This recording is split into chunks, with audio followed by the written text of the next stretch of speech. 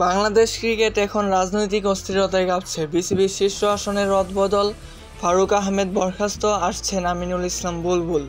আর এই ঘটনায় এখন আইসিসি থেকে আসতে পারে নিষেধাজ্ঞা বাংলাদেশ ক্রিকেটের উপর। এই ভিডিওতে থাকছে পুরো ঘটনার বিশ্লেষণ, ফারুক আহমেদের বক্তব্য এবং আইসিসি থেকে কেন আসতে পারে বাংলাদেশের উপর নিষেধাজ্ঞা, তার সব কিছু। 29 মে রাত্রে জাতীয় ক্রীড়া পরিষদ এনএসসি এর বিজ্ঞপ্তিতে জানায় বিসিবি সভাপতি পদে থাকা ফারুক আহমেদের মনোনয়ন বাতিল করা হয়েছে। এর পেছনে রয়েছে বিসিবির 8 পরিচালকের পাঠানো 3 পৃষ্ঠায় অভিযোগপত্র, যেখানে ফারুক আহমেদের বিরুদ্ধে তোলা হয়েছে স্বেচ্ছাচারিতা, স্বজনপ্রীতি, দুর্নীতি, ক্ষমতার অপব্যবহার, একচ্ছত্র আধিপত্য ও বিভিন্ন প্রশাসনিক অনিয়মের অভিযোগ।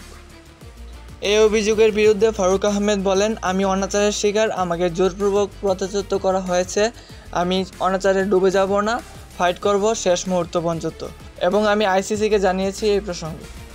অতঃপর জাতীয় ক্রীড়া পরিষদ বিসিবির নতুন কাউন্সিলর হিসাবে মনোনয়ন দিয়েছেন সাবেক ক্রিকেটার আমিনুল ইসলাম বুলবুলকে। তিনি বাংলাদেশের প্রথম টেস্ট সেঞ্চুরিয়ান, বিশ্বজুড়ে সম্মানিত একজন ক্রিকেট ব্যক্তিত্ব। এই মনোনয়নের মাধ্যমে তার বিসিবি সভাপতি হওয়ার আর কোনো বাধা থাকছে না। এখন প্রশ্ন হলো, তিনি কি পারবেন এই সংকটে নেতৃত্ব দিতে? এই ঘটনায় আইসিসি খুবই উদ্বিগ্ন, কারণ ক্রিকেট বোর্ডের সরকারি হস্তক্ষেপ আইসিসি এর নিয়ম অনুযায়ী বেআইনি।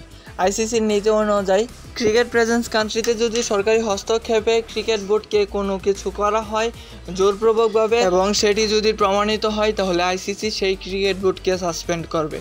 তো বাংলাদেশ ক্রিকেটে যদি এখন কোনো সরকারি হস্তক্ষেপ প্রমাণিত হয়, তাহলে আইসিসি বাংলাদেশ ক্রিকেটকে সাসপেন্ড করতে পারে।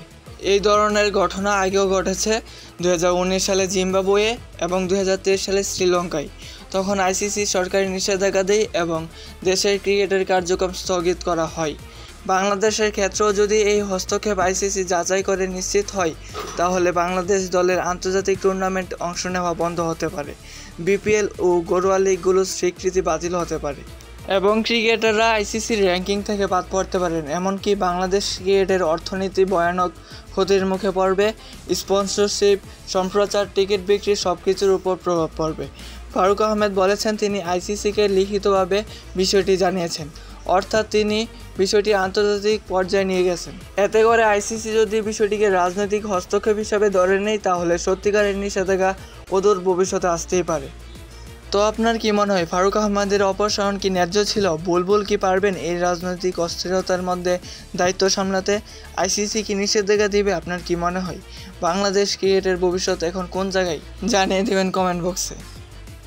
বাংলাদেশের ক্রিকেট এখন বাঁচাতে হলে দরকার প্রফেশনাল সিদ্ধান্ত ও রাজনৈতিক হস্তক্ষেপ মুক্ত পরিচালনা। আসুন সবাই ক্রিকেটের স্বার্থে সচেতন হই।